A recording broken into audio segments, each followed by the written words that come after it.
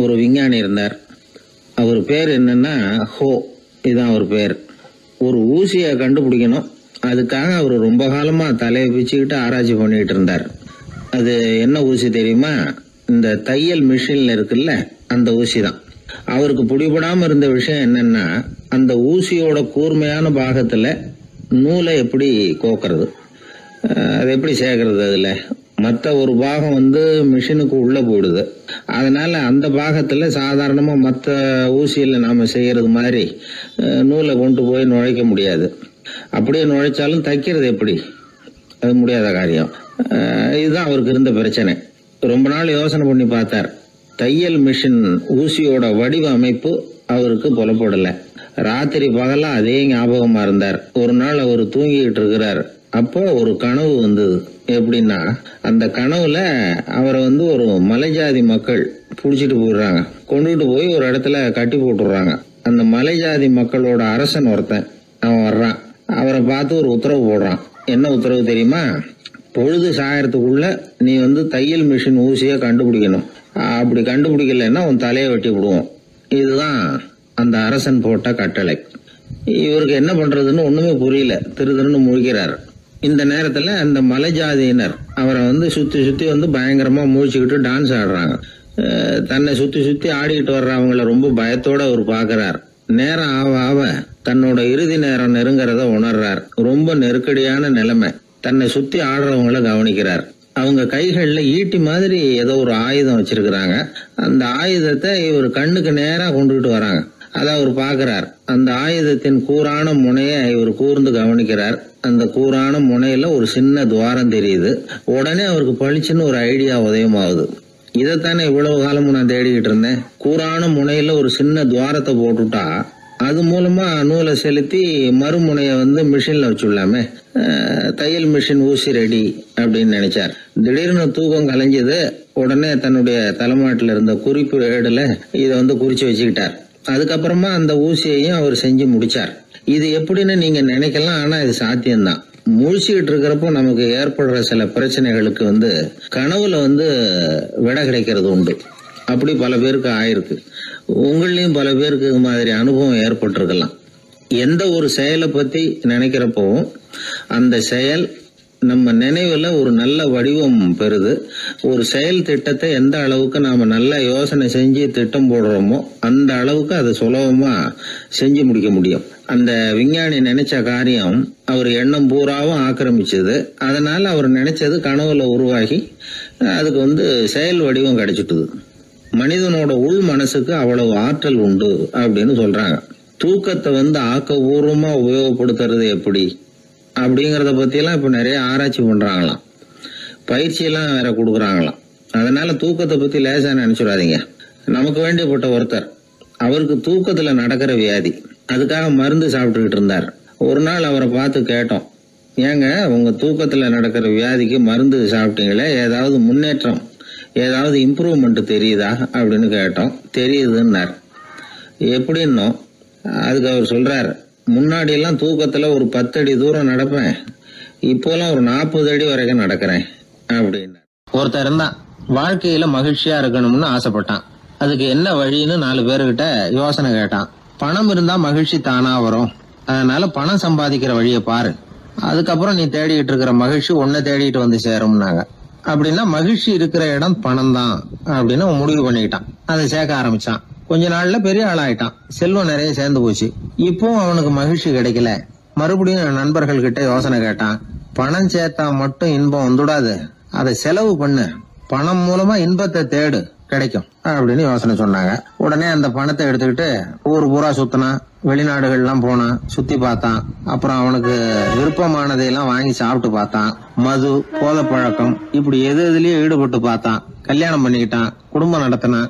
எப்படி இருந்தாலும் அவன் எதிர்பார்க்கிற மகிழ்ச்சி அவனுக்கு கிடைக்கல. அதனால மகிழ்ச்சிங்கிறது எங்க இருக்குங்கிற ரகசியத்தை அவனால கண்டுபிடிக்கவே முடியல. கடைசியா ஒரு பெரியவர்கிட்ட யோசனை கேட்டான். அவரு சொன்னார், இல்லறத்திலேயும் உனக்கு மகிழ்ச்சி கிடைக்கலன்னா உனக்கு துறவரத்துலதான் அது கிடைக்கும்னு நினைக்கிறேன். சரி, அதையும் தான் முயற்சி பண்ணி பாப்போமே அப்படின்னு அவன் முடிவு பண்ணிக்கிட்டான். துறவரம்னா சும்மாவா? எல்லாத்துக்கும் அவன் துணிஞ்சுட்டான். வீட்டுல இருந்த நகை, பணம், பவுனு, வைரம், வைடூரியம் எல்லாத்தையும் ஒரு மூட்டையா கட்டி எடுத்துக்கிட்டான். ஒரு யோகியை தேடிட்டு போனான். அவர் காலடியில கொண்டுட்டு போய் வச்சான். அவர் நிமிர்ந்து பார்த்தார். என்ன இதெல்லாம்னார். இதெல்லாம் இனிமே எனக்கு தேவையில்லைன்னா. சரி, அப்படின்னா உனக்கு என்னதான் தேவைன்னார். எனக்கு மகிழ்ச்சி தேவை, மன அமைதி தேவைன்னா.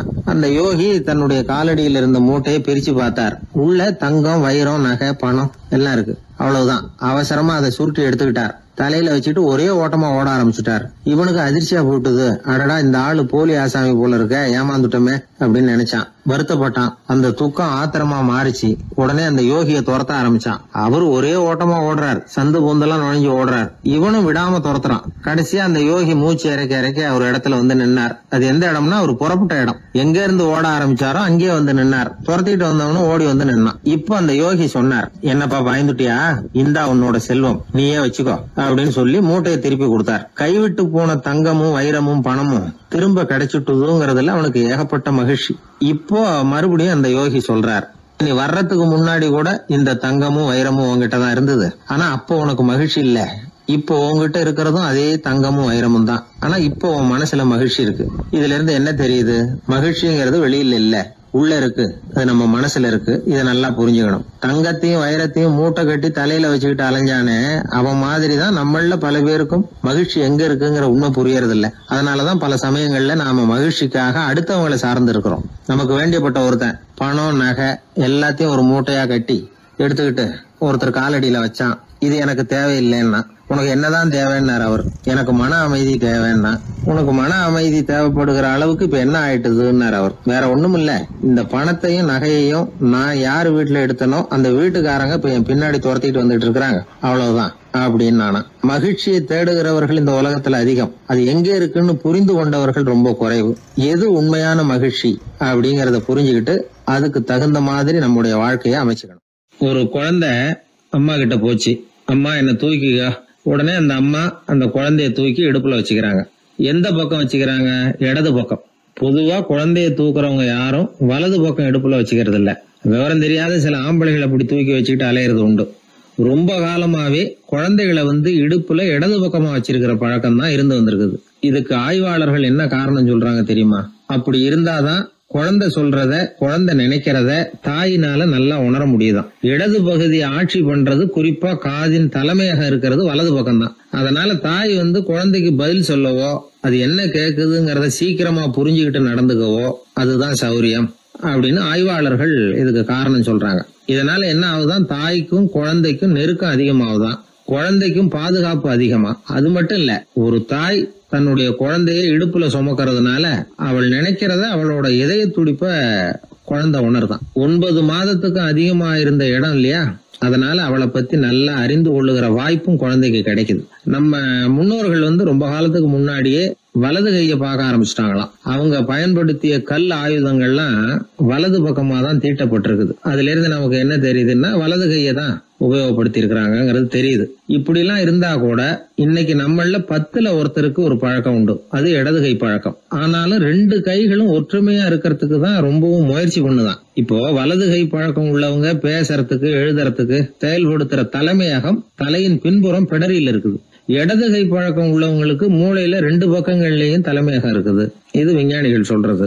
எத்தனையோ மேதைகள் இடது கை பழக்கம் உள்ளவங்களா இருந்திருக்கிறாங்க. அமெரிக்க மேதை பெஞ்சமின் பிராங்கிலின், இத்தாலிய ஓவியர் லியோனார்டோ டாவின்சி, இப்படி நிறைய பேர் இருந்திருக்கிறாங்க, இப்பவும் இருக்கிறாங்க. காலங்காலமா இயல்பாவே இடது கை பழக்கம் இருந்து வந்திருக்குது. அப்படி இருக்கிறப்போ வலது கை எப்போ இடது கைய வென்றது, ஜெயிச்சது அப்படிங்கிற விவரம் இன்னமும் யாருக்குமே புரியல. ஆய்வாளர்களுக்கும் புரியல. அவங்களும் யோசிச்சுக்கிட்டு இருக்கிறாங்க. உலகம் இடது பக்கமா தான் சுத்துது.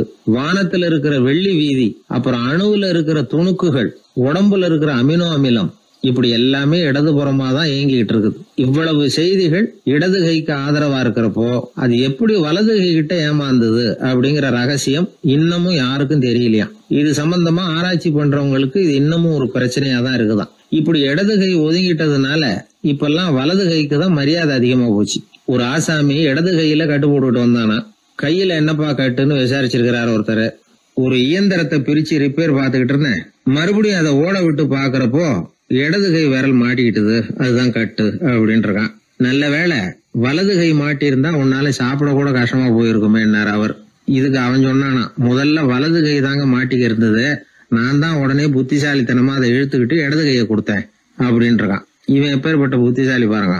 இந்த வலது கை இடது கைங்கிறத பத்தி அறிவியல் ஆராய்ச்சி ஒரு பக்கம் இருந்தாலும் கை சுத்தமா இருக்கணும், இது வாழ்க்கைக்கு முக்கியம். உண்மை, உழைப்பு, நேர்மை இதெல்லாம் இருந்தாதான் வாழ்க்கையில முன்னேற முடியும். அதனால இந்த இடது கை பழக்கம் வலது கை பழக்கம் எது எப்படி இருந்தாலும் அது ஒருத்தருடைய புத்திசாலித்தனத்தை பாதிக்கிறது இல்ல.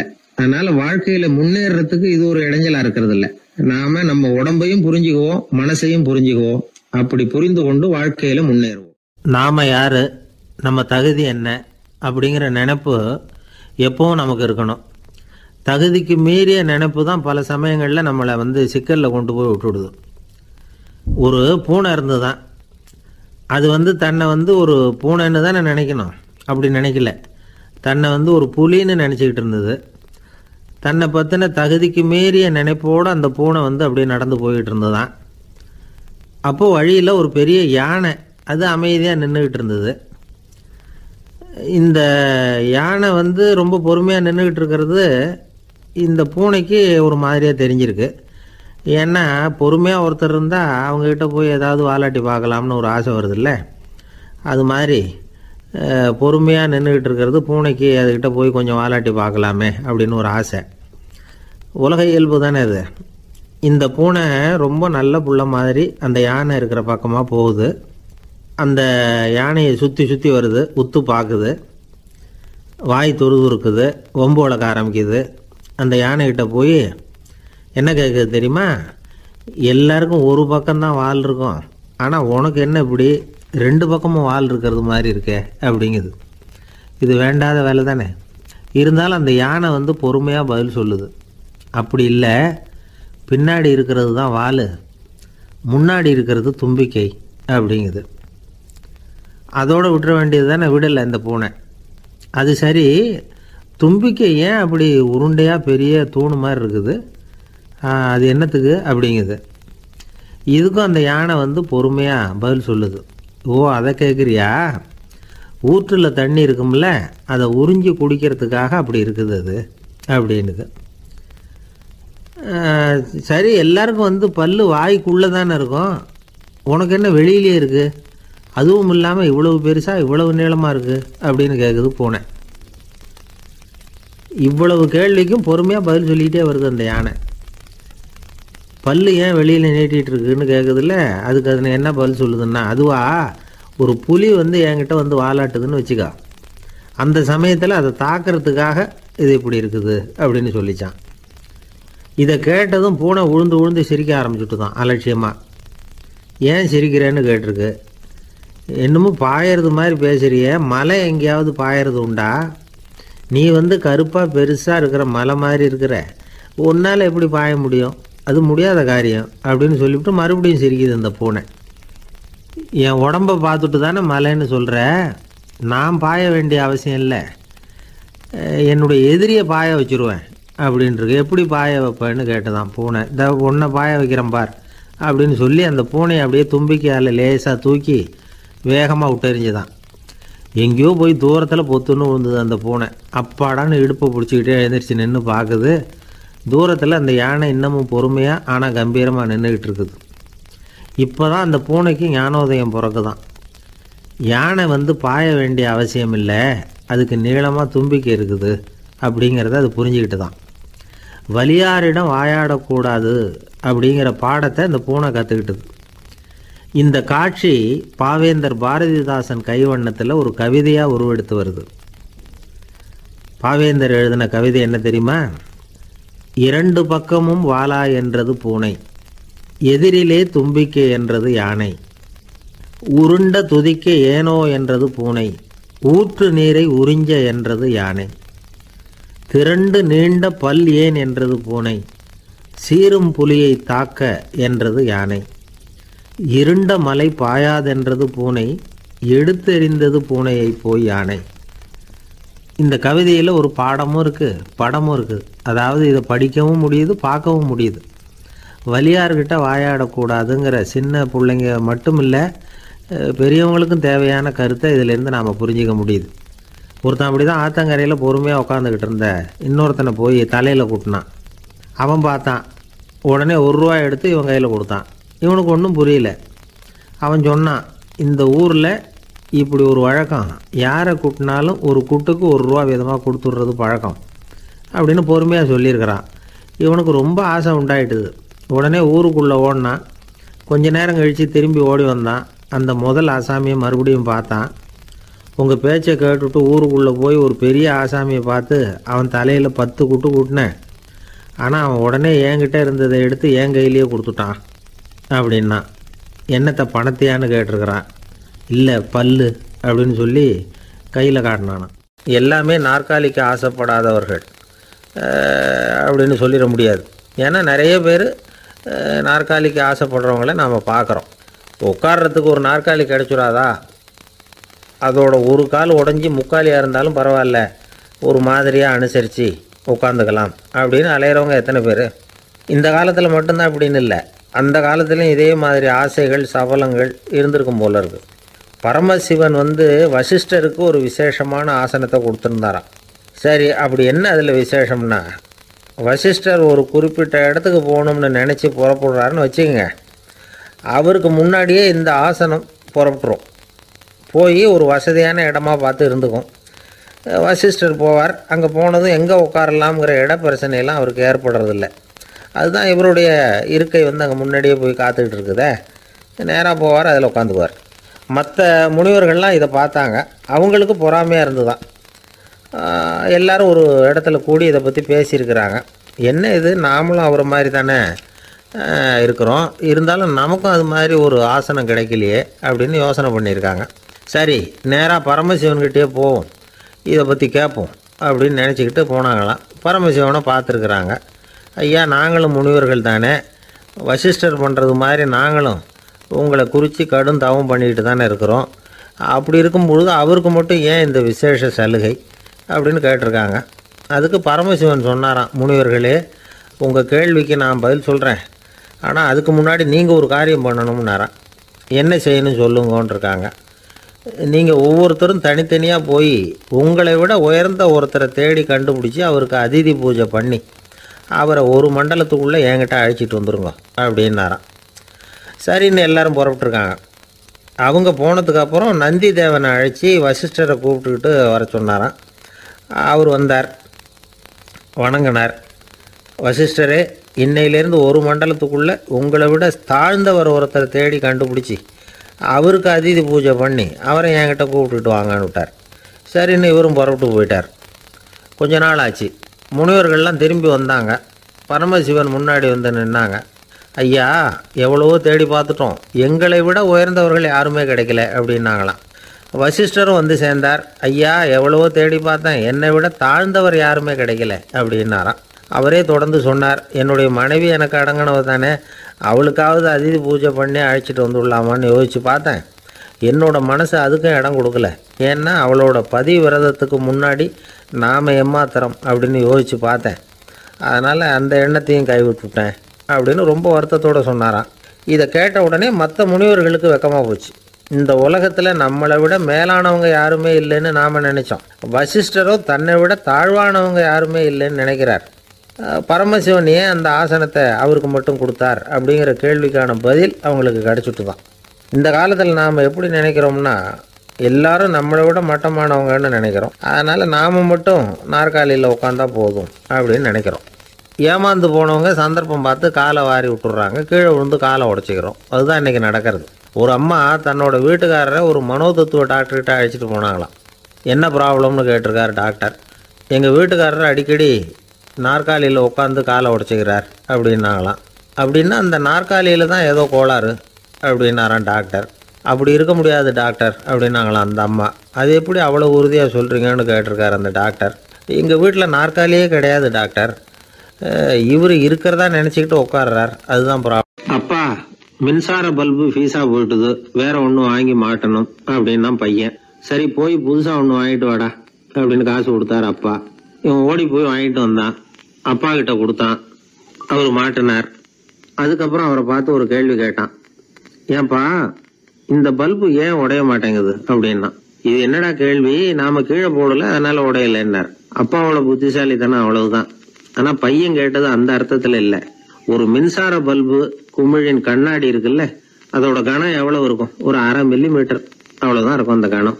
அவ்வளவு மெலிசா இருக்கிற ஒரு கண்ணாடி குமிழ இந்த ஹோல்டர்ல மாற்றம் நம்ம விரலால அழுத்தி புடிச்சு திருக வேண்டியிருக்கு. அந்த சமயத்துல அப்படி செய்யறப்ப அது உடையறது இல்ல.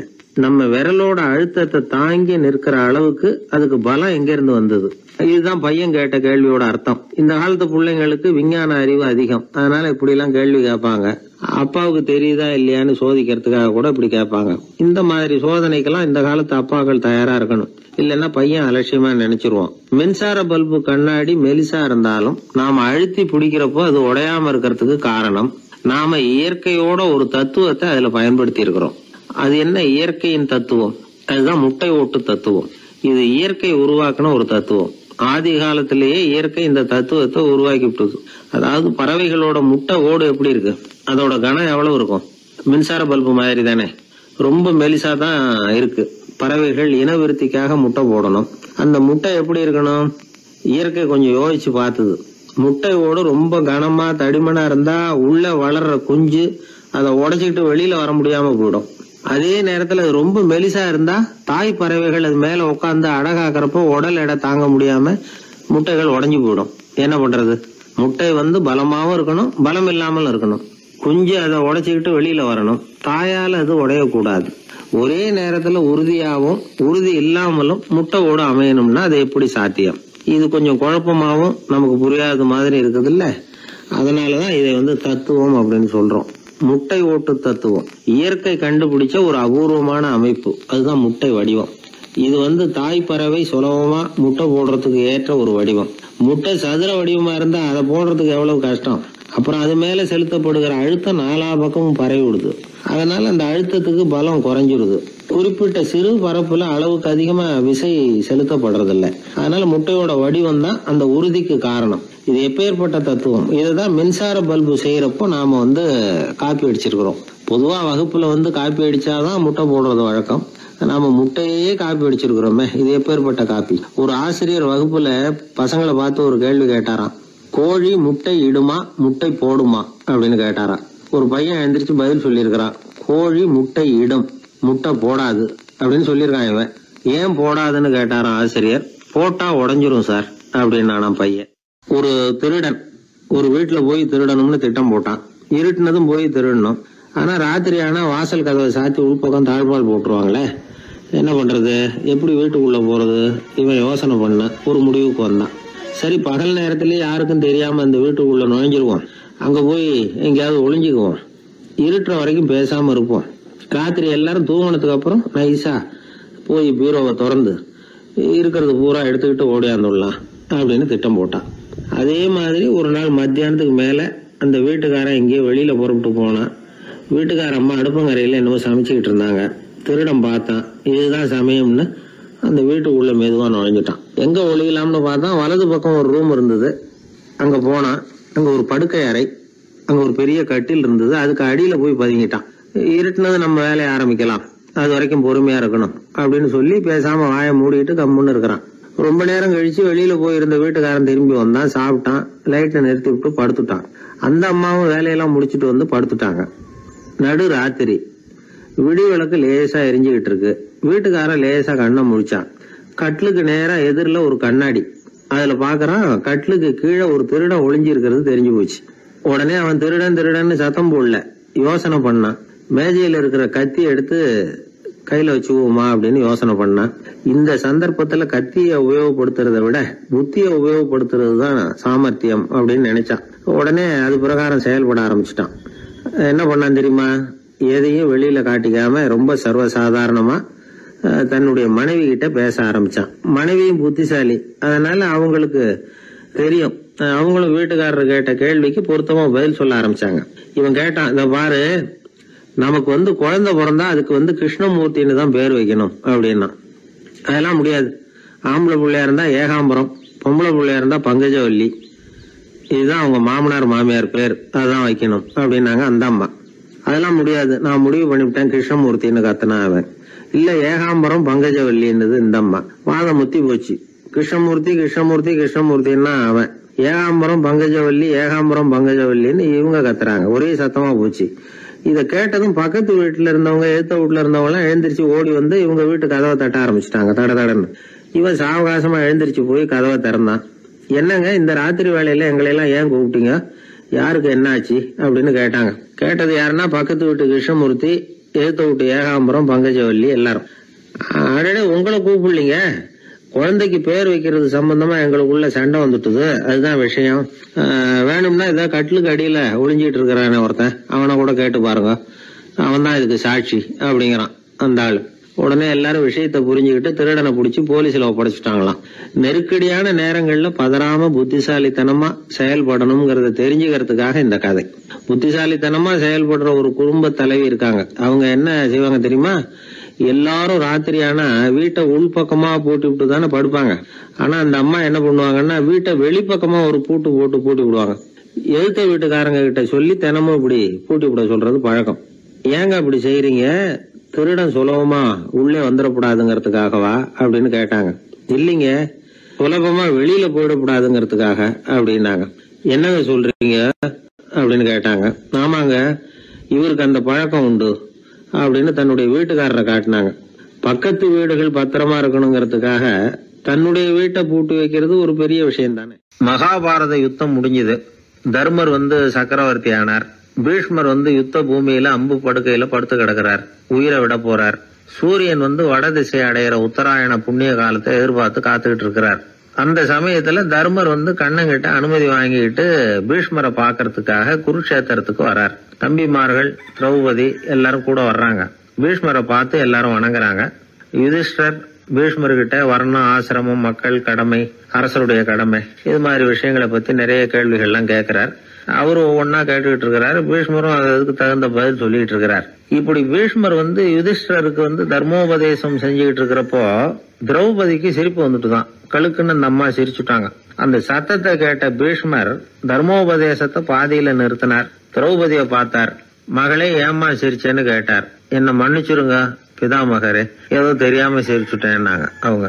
குழந்தாய், உன்ன மாதிரியே உள்ள உத்தம பெண்கள் காரணம் இல்லாம பலர் முன்னிலையில இப்படி சிரிக்க மாட்டாங்க, வெக்கப்படாம விஷயத்த சொல்லுன்னாரு அவர். திரௌபதிக்கு கண் கலங்க ஆரம்பிச்சு. சுவாமி, நீங்க இப்போ இவ்வளவு தர்மோபதேசம் பண்ணிட்டு இருக்கிறீங்க, இத பாக்குறப்ப எனக்கு திடீர்னு ஒரு சந்தேகம் வந்துட்டுது.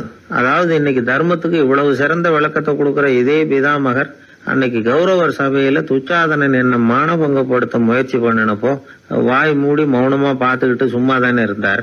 அந்த சமயத்துல இவ்வளவு ஞானத்தையும் எங்கே விட்டு வச்சிருந்தார்?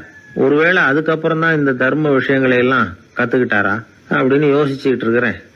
அப்படி யோசிச்சப்பதான் அந்த சிரிப்பு வந்துட்டுது, என்ன மன்னிச்சிருங்க அப்படின்னாங்களாம். பிதாமகர் இதுக்கு அமைதியா பதில் சொல்ல ஆரம்பிச்சார். குழந்தாய், உன்னோட கேள்வி நியாயமானதுதான். இதுல உன்னை நான் மன்னிக்கிறதுக்கு என்னமா இருக்கு? துரியோதனன் சபையில நான் இருந்தப்போ எனக்கு அந்த அறிவு இருக்கதான் செய்தது. ஆனா துஷ்டனான துரியோதனன் உணவை நான் இப்ப சாப்பிட்டுக்கிட்டு இருந்தேன், அவன் போட்ட சாப்பாட்டை சாப்பிட்டுக்கிட்டு இருந்தேன். அது காரணமா என்னுடைய அறிவு மழுங்கி போச்சு. நல்லது கெட்டதை பத்தி ஆலோசிக்க முடியாம போயிட்டுது. தீயவர்கள் போடுற சாப்பாட்டை சாப்பிட்டா சாப்பிடுறவனுடைய மனமும் உடம்பும் கெட்டு போடும் அப்படின்னு சாஸ்திரம்லாம் சொல்லுது. ஆனா இப்போ போர்ல அர்ஜுனன் என் மேல எய்த அம்புகளால என் உடம்புல இருந்த ரத்தம் எல்லாம் வெளியேறி போச்சு. கெட்ட உணவை சாப்பிட்டதுனால உண்டான ரத்தம் பூராவும் இப்போ உடம்பு விட்டு வெளில போயிட்டுது. அதனால என் புத்தியும் தெளிஞ்சுட்டுது. அதனாலதான் இப்போ இந்த அளவுக்கு தர்மத்தின் தத்துவங்களை சரியா எடுத்து சொல்ல முடிஞ்சது அப்படின்னு பீஷ்மர். இதுல இருந்து நாம தெரிஞ்சுக்க வேண்டியது என்னன்னா, யாரு சாப்பிட கூப்பிட்டாலும் உடனே முண்டி அடிச்சுக்கிட்டு கிளம்பி போய் முதல் பந்தியில உட்காந்துடக்கூடாது.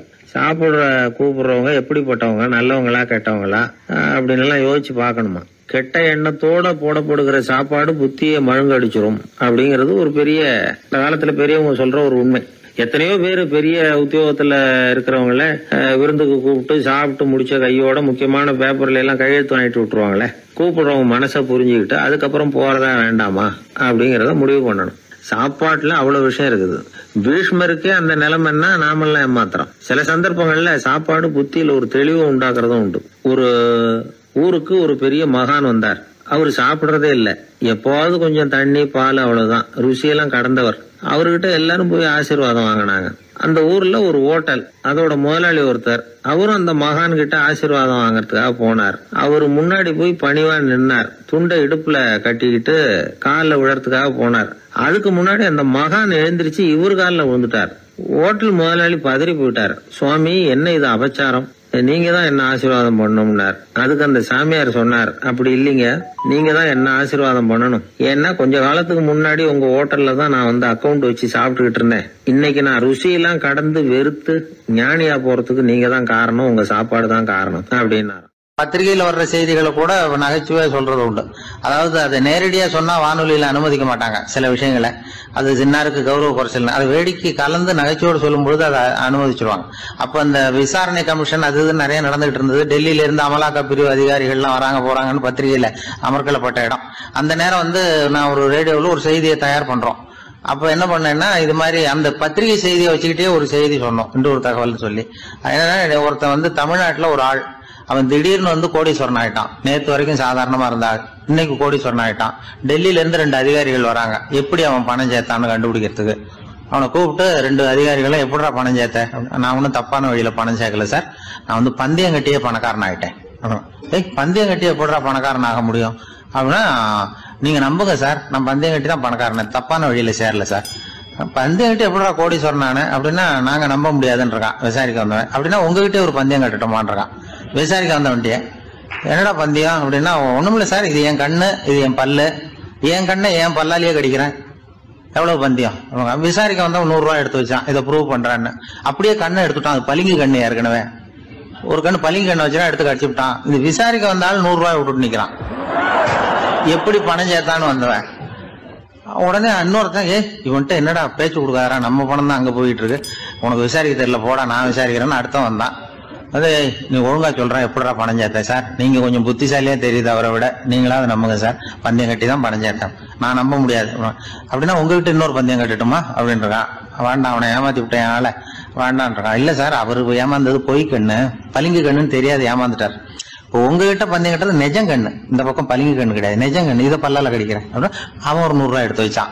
இவன் அப்படியே பல் செட்டை கட்டினான் தனியா, அப்படியே கட்டி கடிச்சு விட்டான்.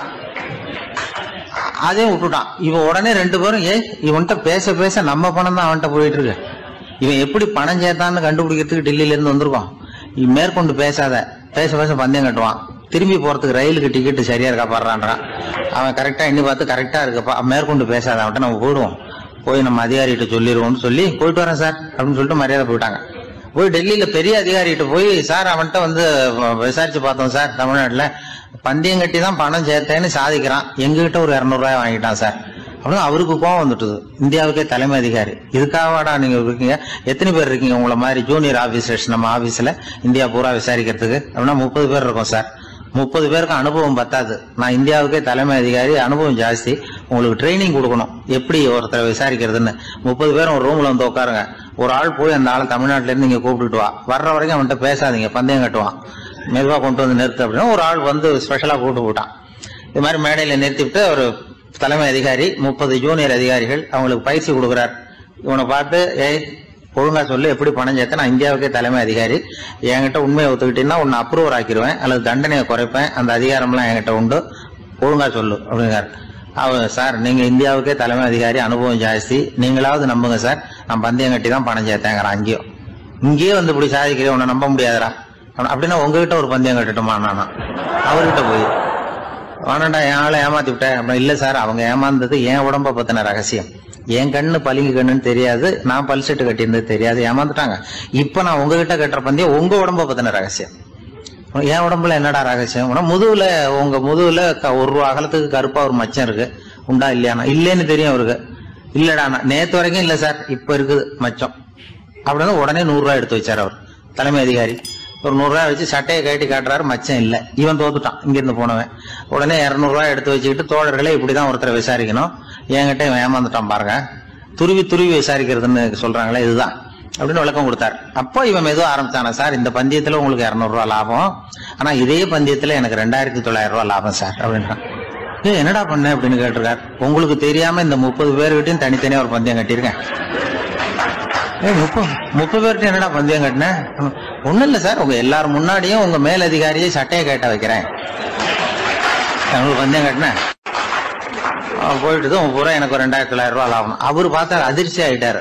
தலைமை சார் நீங்க போங்க சார் அப்படின்னு சொல்லி ஒரு ஆளை கொண்டு போய் சாரை கொண்டு போய் மரியாதையா பக்கத்து ரூம்ல விட்டுவாங்க. இனிமே அவர்கிட்ட யாரும் பேசாதீங்க வாங்கன்னு சொல்லிவிட்டு, அதுக்கப்புறம் தோழர்களே இவர் பேச ஆரம்பிச்சாரு. தோழர்களே, இனிமே யாரும் தமிழ்நாட்டு பக்கம் விசாரிக்க போகாதீங்க. நீங்க யாராவது போறதுன்னா மத்திய பிரதேசம், உத்தரப்பிரதேசம், இப்படி எத்தனையோ பிரதேசம் இருக்கு, போயிட்டு வாங்க. தமிழ்நாட்டை மட்டும் போகாதீங்க, ஏன்னா அங்க போனா நம்ம பணத்துக்கு ஆபத்து வந்துருது அப்படின்னு சொன்னாருன்னு இந்த கதையை ரேடியோல சொன்னேன். இந்த கதையை உண்மை சம்பவமா சொன்னா அனுமதிச்சிருக்க மாட்டாங்க. இந்த நகைச்சுவைக்கு உள்ள மரியாதை என்னன்னா, அது ஒரு கதை மாதிரி உண்டு பண்ணி இப்படி சொன்னதும், இதுல என்ன என்னுடைய விசேஷம்னா, இந்த ஸ்கிரிப்டை வாங்கிட்டு வர சொல்லி மந்திரியினுடைய பிஏ வந்தார். ஒரு மந்திரி அப்ப இருந்தவர், அவர் பிஏ அடிக்கடி வருவார். வந்து இந்த போன நேற்று முந்தா நாள் ரேடியோவில் சொன்ன அந்த இன்னொரு தகவல் காப்பி ஒண்ணு வாங்கிட்டு வா அப்படி இப்படின்னு கூப்பிடுவார். மேடையில பேசுறதுக்கு எங்களுக்கு தேவை, உபயோகப்படும்னு கேட்பார். அவரு இந்த நிகழ்ச்சி வந்தப்போ உடனே அன்னைக்கு வந்துட்டார் அந்த பிஏ. இன்னைக்கு காலையில சொன்னீங்களே சார், மந்திரி கேட்கிறாரு மேடையில பேசுறதுக்கு அப்படின்னு. நான் அப்பதான் ஆச்சரியப்பட்டேன். பாருங்க, இந்த நகைச்சுவைக்கு உள்ள மரியாதை. அவரே கேட்கிறார், சொல்லப்பட்டதே அவரை பத்தி தாங்கிறது தெரியாம அவரே எப்படி சொல்ல. அதுதான் சிரிப்புக்குள்ள மரியாதைங்கிறது. அது யாரை பத்தி சொல்றோமோ அவருக்கு தெரியாம கூட சொல்லலாம் அதை. அப்படி இது உண்மையில நடந்த சம்பவம். அந்த அமைச்சர் இப்ப இல்ல, உயிரோட எல்லாம் இப்ப இருந்து வாங்கிட்டு இருந்தாங்க. கிராமத்துல ஒருத்தன் வந்து தன்னுடைய நகங்களை வெட்டிக்கிட்டு இருந்தான். வெட்டி முடிச்சதும் ஒரு வயசானவர் அவனை பார்த்து, அதெல்லாம் அடுத்தவன் கண்ணில் படுறது மாதிரி போட்டுறாதப்பா, ஆபத்துன்னார். என்ன ஆபத்துன்னு கேட்டான் இவன். எவனாவது பில்லி சூனியம் வைக்கிறவன் எடுத்துட்டு போயிட போறான் அப்படின்னாரு அவர். வேண்டாத ஒருத்தனுக்கு ஏதாவது கெடுதல் பண்ணணும்னா உடனே மந்திரவாதியை தேடி போறது உண்டு. மந்திரவாதி என்ன பண்ணுவாருன்னா, யாருக்கு சூன்யம் வைக்கணுமோ அவனோட காலடி மண்ணு, முடி, நகம் இதையெல்லாம் அவனுக்கு தெரியாம எடுத்துட்டு வா அப்படிம்பார். இது மட்டும் இல்ல, அழுக்கு துணி, வேறு மனித உருவம் மாதிரி செய்யப்பட்ட பொம்மை, இதெல்லாம் கூட மந்திரவாதிகள் பயன்படுத்துறது உண்டு. இதெல்லாம் ஏமாத்து வேலை.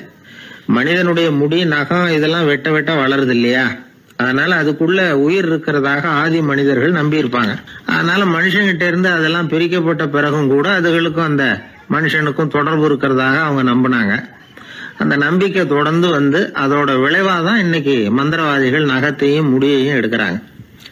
அந்த நகத்துக்கும் முடிக்கும் ஒரு பாதிப்பு உண்டாக்குனா அது சம்பந்தப்பட்டவனுக்கு போய் சேரும் அப்படிங்கறது அவங்க நினைப்பு. அவ்வளவுதான் விஷயம். இது மாதிரி நம்பிக்கைகள் தான் இன்னைக்கு நகம், முடி இதையெல்லாம் மற்றவங்க கண்ணில் படும்படி போடக்கூடாது அப்படிங்கிற வழக்கத்தை உண்டாகி விட்டுது. ஒருத்தர் பேரு என்னன்னு கேட்டு தெரிஞ்சுட்டு போய் அந்த பேரை வச்சு அவனோட ராசி பலனை கணிச்சு அவனுக்கு ஏற்பட இருக்கிற கெட்ட நேரத்துல அவனுக்கு சூன்யம் வச்சா அது உடனே பலிக்கும் அப்படின்னு ஒரு நம்பிக்கை. அது மட்டும் இல்ல, சூன்ய தகட்டுல பேரை எழுதி புதைக்கிறதும் உண்டு. இதனாலதான் பெண்கள் வந்து கணவன் பேரை சொல்லாத பழக்கம் ஏற்பட்டுதான். அதாவது பேரை கேட்டுக்கிட்டு போய் ஏதாவது கெடுதல் பண்ணிவிட்டா என்ன பண்றது அப்படிங்கிற பயம். அப்படி ஆரம்பிச்ச பழக்கம்தான் இன்னைக்கு ஏதோ மரியாதைக்காக கணவன் பேரை வந்து பிறர் முன்னிலையில சொல்றது இல்லை அப்படிங்கறது மாதிரி ஆயிட்டுது. மந்திரவாதிகள் நம்ம ஊர்ல மட்டும்தான் இருக்கிறாங்கன்னு நினைக்காதீங்க, உலகம் பூரா உண்டு. பிசி தீவில் வாழக்கூடிய மக்கள் என்ன செய்வாங்களாம் தெரியுமா? இது மாதிரி மாந்திரீகம், செய்வன, பில்லி, சூனியம் இதெல்லாம் தங்களை பாதிக்காம இருக்கிறதுக்காக வீட்டை சுத்தி அகழி வெட்டி அதுல தண்ணீரை வந்து நிரப்பி வச்சிருவாங்களாம். ஆஸ்திரேலியாவில் இருக்கக்கூடிய பழங்குடி மக்கள் கிட்ட ஒரு பழக்கம், ஏதாவது பழங்கள் சாப்பிட்டா அதோட விதைய தண்ணீர்லயோ அல்லது ஆத்துலயோ போட்டுருவாங்களாம். வெளியில போட்டுட்டா அதை எடுத்து செய்வினைக்கு பயன்படுத்திடுவாங்க அப்படிங்கிற பயம். இது மாதிரி உலகம் பூராவும் செய்வினையின் மூலம் அடுத்தவங்களுக்கு பாதிப்பை உண்டு பண்ண முடியும் அப்படிங்கிற நம்பிக்கை இருக்கத்தான் செய்யுது. பொதுவா எல்லா ஊர்லயுமே நகம், முடி, காலடி மண்ணு, மனித உருவ பொம்மை இததான் மந்திரவாதிகள் பயன்படுத்துறாங்களாம். இந்த பில்லி, சூனியம், செய்வினை இதுல இருக்கிற உண்மை என்ன தெரியுமா? நகமோ முடியோ எதையும் செய்யறது இல்ல, சம்பந்தப்பட்டவனுக்கு ஏற்படுற பயம் இருக்கு பாருங்க, அதுதான் பாதிக்கும். இது மனநிலையை பொறுத்த விஷயம், வேற விஞ்ஞான ரீதியான பாதிப்பு இதுல வந்து எதுவும் கிடையாது. நம்ம ஊர்ல ஏற்பட்ட பகுத்தறிவு சிந்தனைகள், மூட நம்பிக்கைகளை எவ்வளவோ குறைச்சிருக்குது. இருந்தாலும் ஏமாந்து போறவங்க இன்னும் இருந்துகிட்டு தான் இருக்கிறாங்க. இந்த காலத்துல சின்ன குழந்தைகளை கூட ஏமாத்துறது கஷ்டம். ஒரு குழந்தை கேட்டுதான், ஏன்பா பிரார்த்தனை பண்ணுனா நமக்கு எல்லாம் கிடைக்குமா அப்படின்னு தான். ஓ கிடைக்குமே அப்படின்னாராம் அப்பா. நீ வச்சிருக்கிறிய பேனா அது கூட கிடைக்குமா அப்படின்னு கேட்டுதான் குழந்தை. ஓ கிடைக்கும் அப்படின்னாராம். அப்படின்னா நீ வச்சிருக்கிற பேனாவை என்கிட்ட கொடுத்துரு, அதுக்கப்புறம் நீ பிரார்த்தனை பண்ணி வேற ஒரு பேனாவை வாங்கிக்கோ அப்படின்னு தான் அந்த சின்ன குழந்தை. ஒரு ராஜா இருந்தார். அவர் ஒரு பெரிய கோயில் கட்டினார். பல ஊர்கள்ல இருந்து சிற்பிகள்லாம் கொண்டுகிட்டு வந்தார். அழகழகா சிற்பங்களை செய்ய சொன்னார். ஊர்ல உள்ள ஜனங்களும் கோயில் கட்டுறதுக்கு அவங்களால முடிஞ்ச உதவியை செஞ்சாங்க. ராத்திரி பகலா வேலை நடக்குது. கோயில் கொஞ்சம் கொஞ்சமா வசந்துகிட்டே வந்துட்டுது. அந்த ஊர்ல ஒரு வயசான அம்மா இருந்தாங்க, ரொம்ப ஏழை. அவங்களுக்கு மனசுக்குள்ள ஒரு உறுத்தல், இந்த ஊர்ல எல்லாரும் இந்த கோவில் கட்டுறதுக்கு அவங்களால முடிஞ்ச உதவியை பண்ணிட்டு இருக்கிறாங்க, நம்மளால ஒன்றும் பண்ண முடியலையே அப்படின்னு நினைச்சு கவலைப்பட்டாங்க. அவங்களுக்கு மனசு கேட்கல, ஏதாவது செய்யணும் நம்மளால முடிஞ்சது அப்படின்னு யோசனை பண்ணாங்க. நல்ல வெயில் நேரத்துல சிற்பிகள்லாம் ரொம்ப சிரமப்பட்டு சிலை வடிச்சுக்கிட்டு இருக்கிறாங்கல்ல, அவங்களுக்கு அந்த நேரம் தாகம் எடுக்குமே, அதனால சிரமப்பட்டு ஒரு குடத்துல தண்ணி எடுத்துக்கிட்டு அதை இடுப்புல வச்சுக்கிட்டு மெதுவா கொண்டுகிட்டு அங்க போறது அப்படின்னு முடிவு பண்ணிட்டு அந்த அம்மா போச்சு. அங்க போய் வேலை செய்யறவங்களுக்கு தாகம் எடுக்கிற போலாம் ஒரு கோவலையில தண்ணியை எடுத்து கொடுத்துக்கிட்டு இருக்கிறது. இப்படியே பண்ண ஆரம்பிச்சுட்டு அந்த அம்மா. ஏதோ அந்த அம்மாவால முடிஞ்ச ஒரு சின்ன உதவி அது. இப்படி கொஞ்சம் கொஞ்சமா வேலை நடந்தது. கோபுரம் வசந்தது, எல்லா வேலையும் முடிஞ்சது. இனிமே கடைசியா கற்ப கிரகத்தின் மேல விமானம் அமைக்க வேண்டியதுதான் பாக்கி. அந்த வேலையும் ஆரம்பமாச்சு. அந்த சிற்பிகள்லயே அனுபவசாலியான ஒருத்தர் இந்த அம்மாவை தேடிட்டு வந்தார். பாட்டி, உங்ககிட்ட இருக்கிற ஏதாவது ஒரு பொருளை கொடுங்க, அந்த விமானத்துல வைக்கலாம் அப்படின்னு நாங்க நினைக்கிறோம் அப்படின்னார். இந்த அம்மாவுக்கு ஒன்றும் புரியல. ஏதாவது இருந்தாவில கொடுக்கலாம், எதுவும் இல்லையே, என்ன பண்றது யோசனை பண்ணாங்க. இத பாருப்பா, என்கிட்ட என்ன இருக்கு, இந்த வாசப்படியில கிடக்குது, இந்த கல்லு தான் இருக்குது, வேணும்னா இத எடுத்துட்டு போங்க அப்படின்னாங்க. உடனே அந்த கல்லை பேத்து எடுத்துட்டு போயிட்டாங்க அவங்க. அங்க போய் பார்த்தா என்ன ஆச்சரியம், அந்த விமானத்து உச்சியில கலசங்களை அமைக்கிறதுக்கான பிரம்ம எந்திரத்தை மூடுற கருங்கல் ஒண்ணு தேவையா இருந்தது. இவங்க எடுத்துட்டு போன கல்லு அதுக்கு ரொம்ப பொருத்தமா அமைஞ்சு போச்சு. ஏதோ அதுக்காகவே அளவெடுத்து செஞ்சது மாதிரி அமைஞ்சுட்டுது. அந்த கல்லையே அங்க அப்படியே பதிச்சுட்டாங்க. ஒரு வழியா கோவிலை கட்டி முடிச்சாங்க. அடுத்தது கும்பாபிஷேகம். அதுவும் ரொம்ப சிறப்பா கோலாகலமா நடந்து முடிஞ்சது. இவ்வளவையும் பார்த்த அந்த ராஜாவுக்கு மனசுக்குள்ள ரொம்ப பெருமையா இருந்தது. இவ்வளவு பெருசா இந்த கோவில் உருவாகிறதுக்கும் இவ்வளவு சிறப்பா இந்த விழா நடக்கிறதுக்கும் நாம தானே காரணம் அப்படின்னு மனசுக்குள்ள நினைச்சுக்கிட்டார். இப்படி நினைச்சுக்கிட்டே அன்னைக்கு ராத்திரி அரண்மனையில படுத்து தூங்கினார். உடனே ஒரு கனவு. ஆண்டவனே அந்த ராஜாவோட கனவுல வந்தார். ராஜா ஆண்டவனை வணங்கினார். இறைவா, உங்களுக்காக நான் கட்டி இருக்கிற கோவில் எப்படி இருக்குது, நல்லா இருக்குதா அப்படின்னு கேட்டார் ராஜா. அதுக்கு இறைவன் சொன்ன பதில் என்ன தெரியுமா, நீ கட்டின கோவில்ல அந்த கிழவியோட நிழல்ல நான் சுகமா இருக்கிறேன் அப்படின்னாராம். இப்படி சொல்லிவிட்டு கடவுள் மறைஞ்சுட்டார். கனவு கலைஞ்சது. ராஜா விசாரிச்சார், யார் அந்த கிழவி அப்படின்னு. எல்லாரும் விவரத்தை சொன்னாங்க. அப்பதான் ராஜா நினைச்சு பார்த்தார், இந்த கோவிலை நானே கட்டினதாக ரொம்ப பெருமைப்பட்டுக்கிட்டேன். ஆனா அந்த வயசான அம்மா வீட்டு வாசல்ல கிடந்த கல்லு அது இறைவனுக்கு சுகமான நிழல் கொடுக்கறதாக சொல்றாரு அப்படிங்கறத எண்ணி பார்த்தார். நான்கிற எண்ணம் நழுவி போயிட்டுதான். கோபுரம் எவ்வளவு பெருசுங்கிறது முக்கியம் இல்ல, குணம் எவ்வளவு பெருசுங்கிறது தான் முக்கியம். அந்த வயசான அம்மா நம்ம நாட்டுல வாழறது தான் நமக்கு உண்மையான பெருமை அப்படின்னு நினைச்சாராம் ராஜா. இந்த காலத்திலயும் ஒரு ஊர்ல ஒரு கோவில் கட்டினாங்க. எல்லா ஜனங்களும் அவங்களால முடிஞ்சதை செஞ்சாங்க. நம்மால் ஒருத்தன் அந்த திருப்பணி குழு தலைவரை போய் பார்த்தான். நான் ஏதாவது ஒத்துழைக்கணுமா ஐயா அப்படின்னு ரொம்ப பணிவா கேட்டான். திருப்பணி குழு தலைவர் சொன்னார், இத பாருப்பா, இந்த கோவில் கட்டி முடிக்கிற வரைக்கும் உன்னுடைய ஒத்துழைப்பு எதுவும் தேவையில்லை. கட்டி முடிச்சு கும்பாபிஷேகம் ஆனதுக்கு அப்புறம் தான் உன்னுடைய ஒத்துழைப்பு ரொம்ப அவசியம் அப்படின்னார். அதுக்கப்புறம் நான் என்ன செய்யணும் சொல்லுங்கன்னா, இவன் இந்த சாமி சிலையை நீ திருடிட்டு போகாம இருக்கணும், அவ்வளவுதான் அப்படின்னாராம் அவர். ஆங்கிலேய ஆட்சி இந்தியாவில் நடந்துகிட்டு இருந்த காலம். மூதறிஞர் ராஜாஜி சேலத்துல வழக்கறிஞரா தொழில் நடத்திட்டு இருக்கிறார். அவர் ஒரு சமயம் தன்கிட்ட வேலை செஞ்சுக்கிட்டு இருந்த பணியாளர் ஒருத்தரை கூப்பிட்டார். இத பாருப்பா, இந்த அஞ்சல் தலைய இந்த தபால் கவர்ல ஒட்டிட்டு வா அப்படின்னு சொன்னாராம். அந்த ஆள் உடனே அந்த கவரையும் ஸ்டாம்பையும் வாங்கிட்டு போனார். பசை தடவி ஸ்டாம்பை கவர்ல ஒட்டினார்.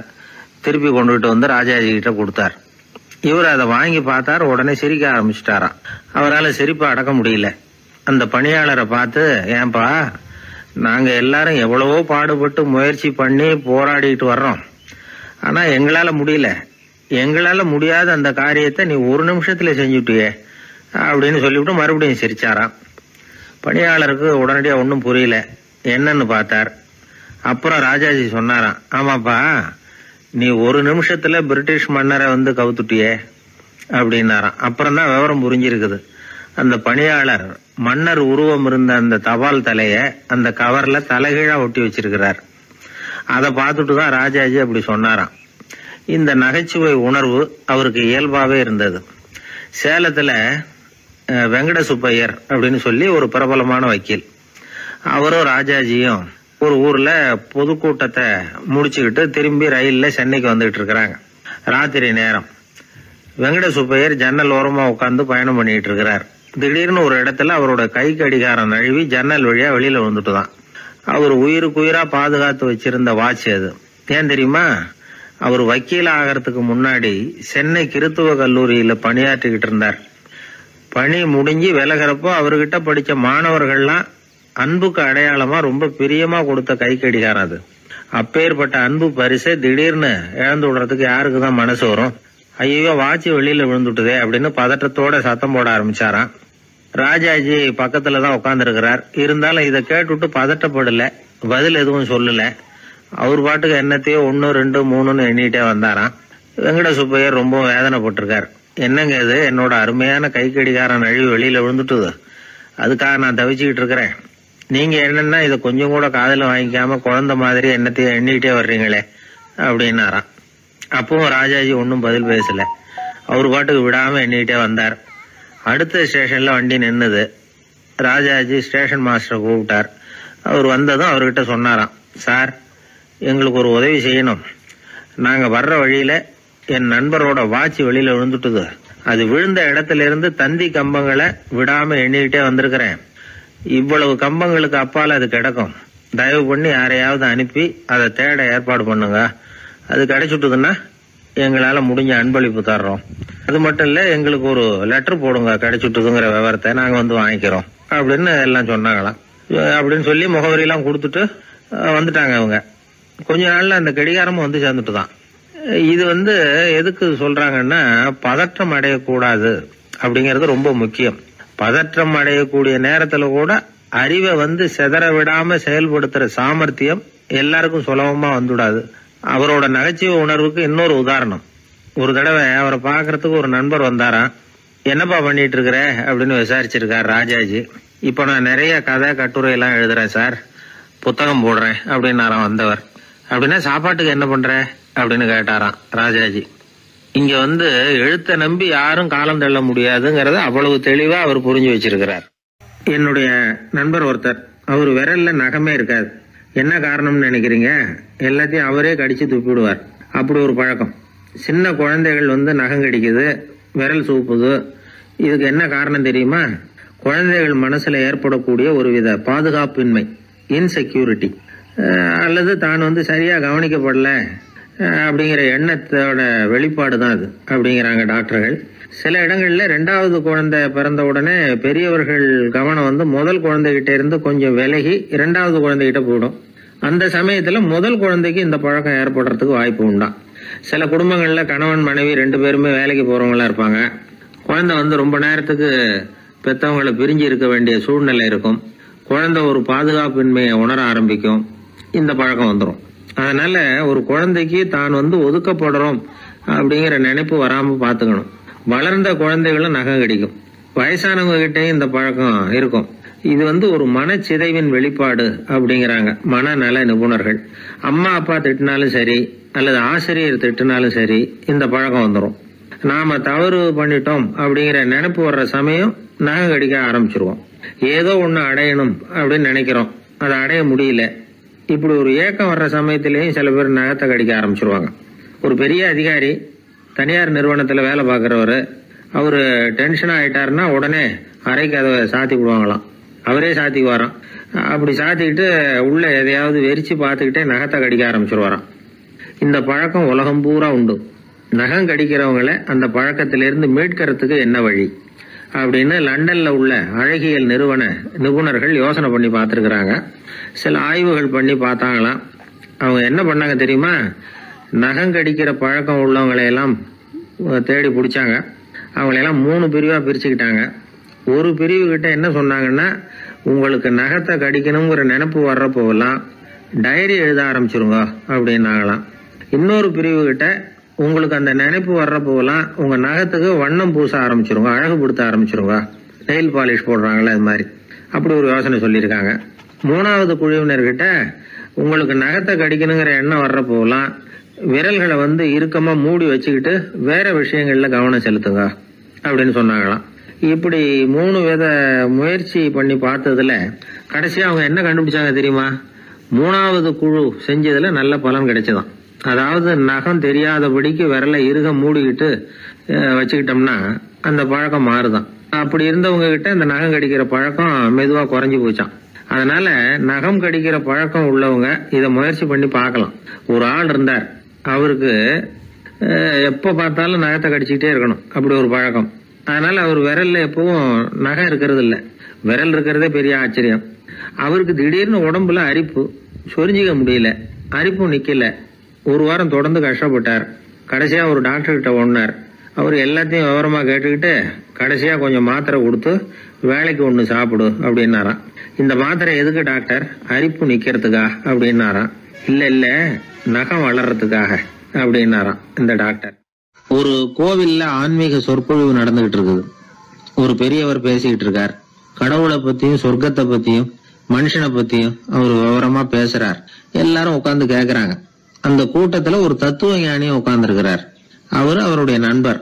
பேசி முடிச்சதும் அந்த பெரியவர் மேடையை விட்டு இறங்கினார். நேரா அந்த தத்துவ ஞானி கிட்ட வந்தார். எப்படி இருந்தது என்னுடைய பேச்சு அப்படின்னு கேட்டார். நீங்க பேசினது ஒண்ணுக்கு ஒண்ணு முரண்பாடா தெரிஞ்சது அப்படின்னாராம் இவரு. நான் என்ன அப்படி தப்பா பேசிவிட்டேன் அப்படின்னாரா அவரு. கடவுளை நம்புகிறவன் சொர்க்கத்துக்கு போவான்னு சொன்னீங்க, அப்புறம் நல்ல விதமா வாழறவன் சொர்க்கத்துக்கு போவான்னு சொன்னீங்க அப்படின்னாராம். இதுல என்ன முரண்பாடுன்னு கேட்டிருக்காரு அவர்.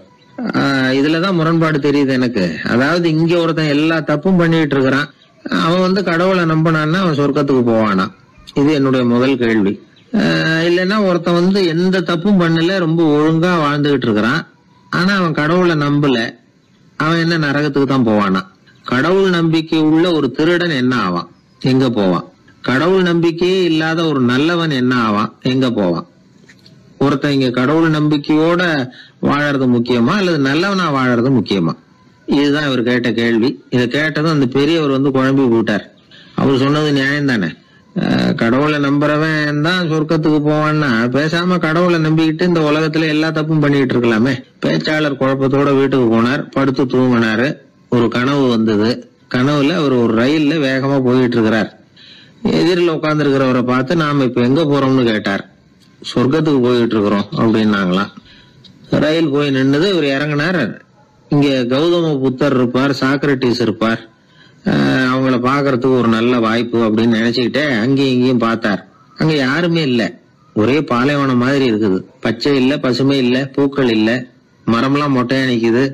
எலும்பும் தோலுமா சில முனிவர்கள் அங்கேயும் இங்கேயுமா உட்கார்ந்து இருக்கிறாங்க. இவர் அவங்க கிட்ட போய் இந்த புத்தர், சாக்ரட்டிஸ் இவங்க எல்லாம் எங்க இருக்கிறாங்கன்னு கேட்டாராம். அப்படி யாரும் இங்க இல்லையே, அவங்க எல்லாம் யாரு அப்படின்னு திருப்பி கேட்டிருக்கிறாங்க. இவருக்கு அதிர்ச்சியா போச்சு. அப்படின்னா அவங்க எங்க போயிருப்பாங்க? உடனே ரயில் நிலையத்துக்கு ஓடி வந்தார். அப்பதான் நரகத்துக்கு ஒரு ரயில் புறப்பட்டுக்கிட்டு இருந்தது. அங்க இருந்து அதுல ஏறி உட்கார்ந்தார். ரயில் வேகமா போச்சு. நரகம் நெருங்க நெருங்க காற்று குளிர்ச்சியா வீச ஆரம்பிச்சுதான். வெளியில பசுமையா இருந்துதான். அழகான மலர்கள், அழகான நீர்நிலைகள், நந்தவனங்கள், ரொம்ப அருமையா இருக்குது. ரொம்ப அங்க இருந்தவங்க எல்லாம் ரொம்ப மகிழ்ச்சியா உல்லாசமா வேற இருந்திருக்கிறாங்க. எங்க பார்த்தாலும் ஆடல் பாடல் உற்சாகம். இவர் ரயில விட்டு இறங்கினார். அவருக்கு சந்தேகம், இதுவா நரகம் அப்படின்னு விசாரிச்சிருக்காரு. ஆமா இதுதான் நரகம் நாங்களாம். எனக்கு ஒரு சந்தேகம் இருக்காரு. என்னன்னு கேட்டிருக்காங்க. கௌதம புத்தரும் சாக்ரட்டிஸும் லாவோஸும் இவங்க மாதிரி இன்னும் பல பேரும் கடவுள் நம்பிக்கை இல்லாதவங்க, அவங்க எல்லாம் இங்க இருக்கிறாங்களா அப்படிங்கறதுதான் என்னுடைய சந்தேகம் அப்படின்னாராம். இப்ப அவங்க சொல்லிருக்கிறாங்க, இப்ப நீங்க பாக்குறீங்களே பசுமையும் பச்சை பயிர்களும் ஆடல் பாடல்களும் அழகிய மலர்களும், இது எல்லாமே கௌதம புத்தரும் சாக்ரட்டிஸும் அது மாதிரி மகான்களும் இங்க வர ஆரம்பிச்ச பிறகுதான் உண்டாக ஆரம்பிச்சது. இந்த பிரதேசத்தை அவங்க அப்படியே மாத்திவிட்டாங்க. இப்போலாம் இங்க இருக்கிறவங்க யாரும் சொர்க்கத்துக்கு போறதுக்கே ஆசைப்படுறது இல்ல அப்படின்னாங்களாம். இந்த அதிர்ச்சியிலேயே அந்த பெரியவர் கனவு கலைஞ்சி முடிச்சுக்கிட்டார். இதுல இருக்கிற கருத்து என்னன்னா, நல்லவர்கள் எங்க இருக்கிறாங்களோ அந்த இடத்துக்கு பேர் தான் சொர்க்கம், சொர்க்கம் நரகம்ங்கிறதெல்லாம் ஆன்மீக பண்புகள், அவ்வளவுதான். ஒரு ஊர்ல 2 இணைபிரியாத நண்பர்கள். ஒருத்தன் கேட்டான், இப்ப கடவுள் நம்ம முன்னாடி வந்து உங்க 2 பேர்ல யாராவது ஒருத்தர் மட்டும் என்னோட சொர்க்கத்துக்கு வரலாம் அப்படின்னு கூப்பிட்டா நீ என்ன சொல்லுவேன்னு கேட்டானா. இவன் ரொம்ப பெருந்தன்மையா உன்னையே அழைச்சிட்டு போக சொல்லிடுவேன் அப்படின்ட்டு இருக்கான். அப்படின்னா உனக்கு சொர்க்கம்